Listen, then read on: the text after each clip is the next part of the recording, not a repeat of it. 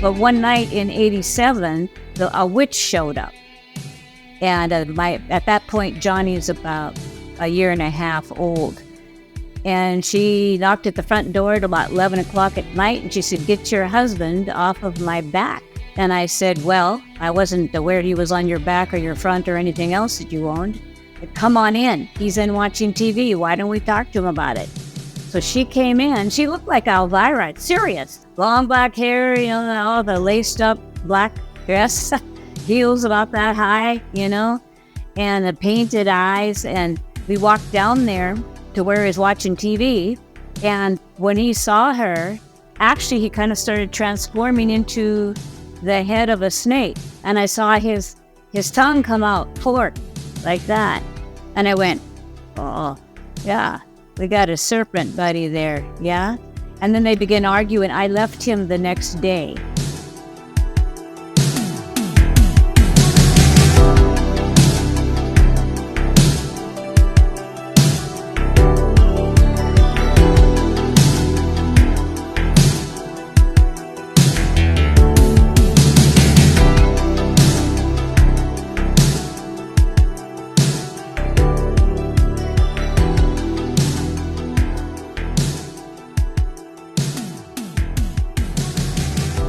All right, welcome back to Blurry Creatures. We got another episode for you. One thing I love about this show is that people will email us and say, "Hey, you can bring this person on. They've had a lifetime of blurriness in their experience." And we're bringing on Ruth. She's a sweet lady who, like a lot of these stories that just sort of, one of their experiences could make it as a show.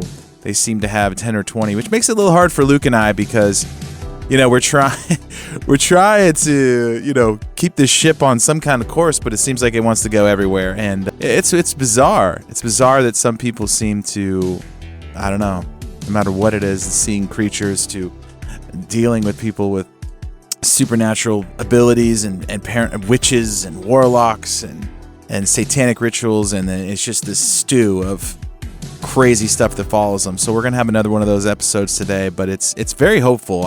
Ruth's story is not a depressing one. She's got a lot of life and a lot of hope, and you can just feel the presence of God in her, and very encouraging. It's cool. It's a cool story. Hope you enjoy this one, but definitely a blurry buffet, as we say. Yes, Ruth.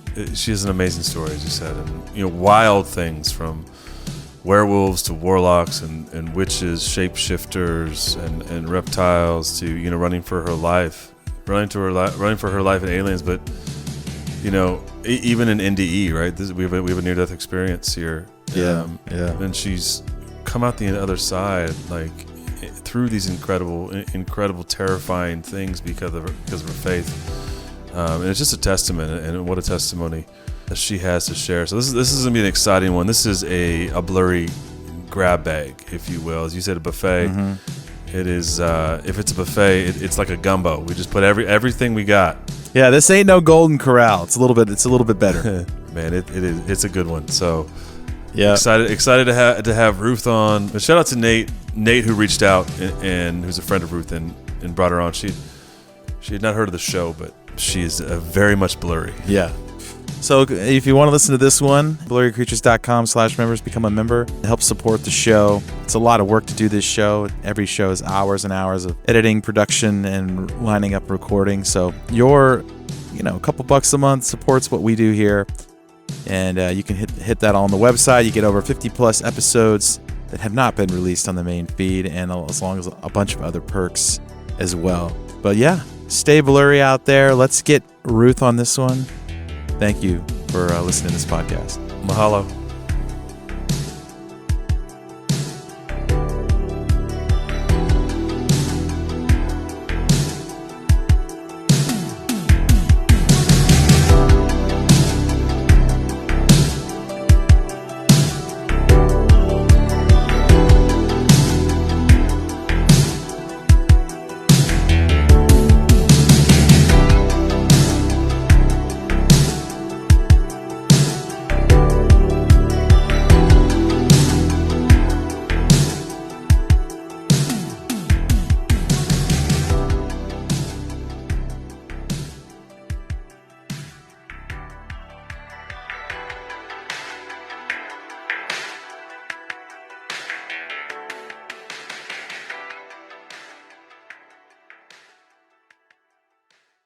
The history of our Earth is so different from what we can imagine. The Smithsonian, that if they found out about a large skeleton somewhere, was to go get it. I'm going to assume at least one person is right, because if one person's right, it busts the paradigm. It all goes back to the fallen cherub.